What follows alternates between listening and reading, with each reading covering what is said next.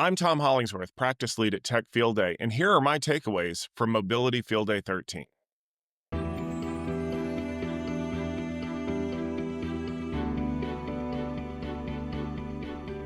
Hi, everyone. It's Tom, and we just finished up a great event, Mobility Field Day 13. It was a very packed 3 days of presentations covering a lot of different technologies around wireless, mobility, Wi-Fi, 5G, you name it. We had many great presenters who were bringing us some of the latest advances that they have been making in the technology. And I learned a lot at this event from the great presentations, but also from the great questions that our delegates were asking.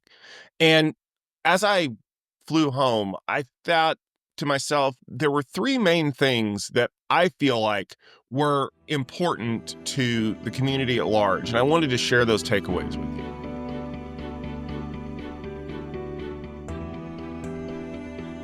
The first is the impact of large public venue Wi-Fi. A lot of us enjoy going to sporting events or concerts, and these are almost always held in large arenas, whether they're basketball or hockey or football stadiums. And the experience of going to a concert or a sporting event has changed significantly in the last 20 years. I mean, think about the fact that before you used to get a program handed to you when you walked in the door, and now all of the programs are delivered digitally. Think about the act of using a concession stand. Used to be you got to go down and stand in line and hopefully catch some of the exciting plays or your favorite song on the little TVs up by the concession stands. Now, there's an app for that. You just scan a QR code at your seat, and the concessions are delivered to you by someone who is running around the stadium.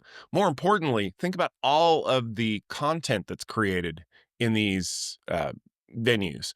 You have highlight clips on TikTok. You have Instagram posts of your favorite singer walking past you as they're singing in the crowd. That wouldn't be possible without connectivity. And companies are starting to understand that creating those experiences not only is important to the users and the consumers of their products, but it's also critical because that is an opportunity for them to showcase their technology. And during Mobility Field Day 13, we saw several examples of this. One that I wanted to call out was the Fortinet acquisition of Everest Networks. They're a company that has specialized in doing large public venues for a long time. And this was actually breaking news for us because they announced the acquisition in the earnings call the day before, and then were able to kind of dig in and show us some of the technology that was part of that acquisition and how they were going to be using it going forward. You definitely want to pay attention to large public venues as we go forward, as many more events become, destinations for people who really want to participate, but not only participate, but share what they've seen with the rest of the community.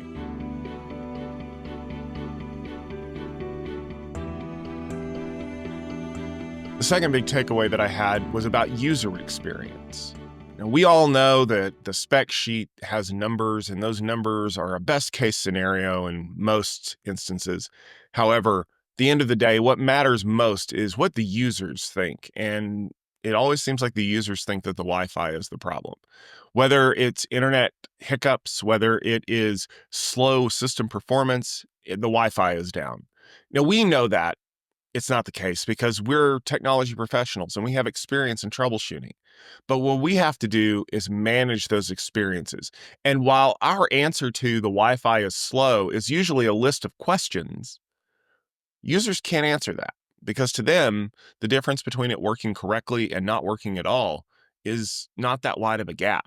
And so a lot of the companies in the industry have really focused on user experience monitoring.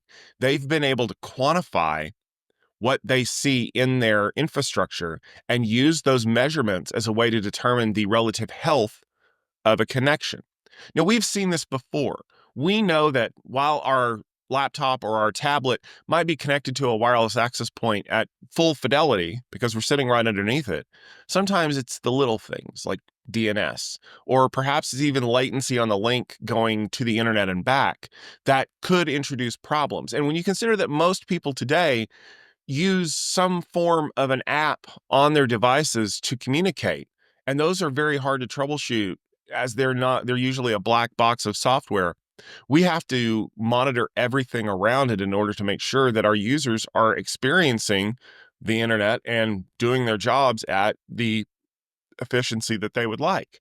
And so companies like Cisco and Juniper and Ubiquity are including user experience monitoring in their dashboards so that you can see these problems before they become real issues and you can take corrective actions. In the case of Juniper, with the use of Marvis, they can even give you suggestions about how to fix the problem so you can go implement it. And I think that that's a big step forward as we look at the way that technology has shifted away from having to have, very in-depth knowledge about how to troubleshoot specific problems into this generalized, these numbers don't look good, tweak these settings to make those numbers look better.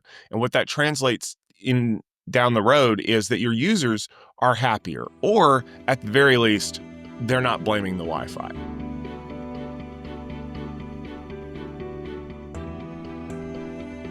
The third thing that I thought was a big takeaway, at least for me as the networking nerd, was the fact that companies like Juniper and Arista are starting to couple the wireless access layer more tightly with the data center infrastructure.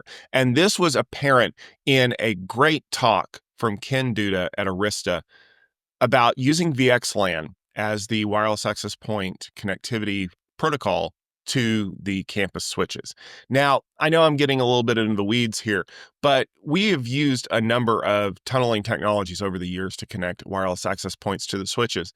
And when I heard that companies were starting to use VXLAN, it just clicked in my head. That makes sense.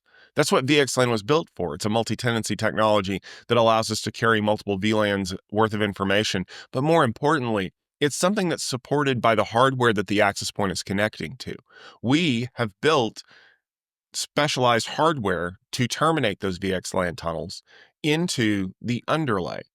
And that means that we're no longer thinking of ways to scale controllers.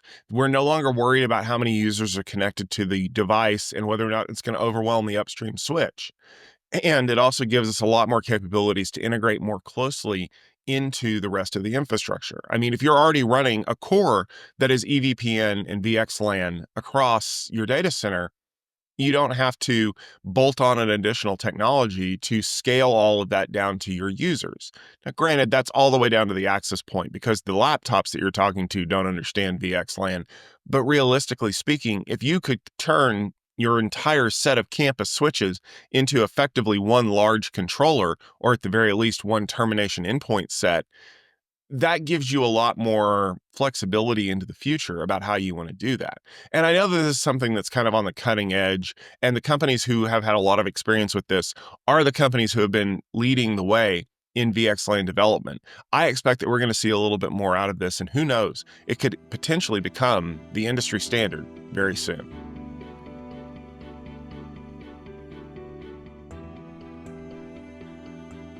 Once again, one of the reasons why Mobility Field Day is such a valuable event for me is because the number of people who are in the room who are so well versed in the technology is beyond measure. I told someone the other day that most of the people who sit in those seats are CWNEs, which is considered to be the gold standard for top tier wireless talent.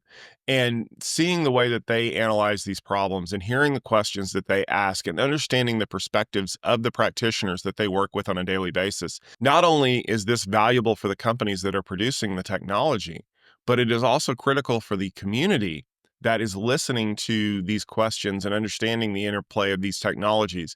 And hopefully they're taking this away back to their organizations as they consider how to build out a future wireless infrastructure. I want to say a special thank you to all of the great presenters who were a part of this event: Juniper Networks, Cisco, Solona, Arista, Fortinet, Ubiquity, Nile, as well as our very own Ron Westfall presenting on Futurum Research. I also want to say a special thank you to our first-time delegate, Alan Crow. Alan, you did a great job, and you really carried forward all of the great content that you created last year, and were able to sit at the chair and be a part of all of this great experience. Don't forget that we are all over social media. If you want to follow me on Blue Sky, I am networkingnerd.net. That is my handle.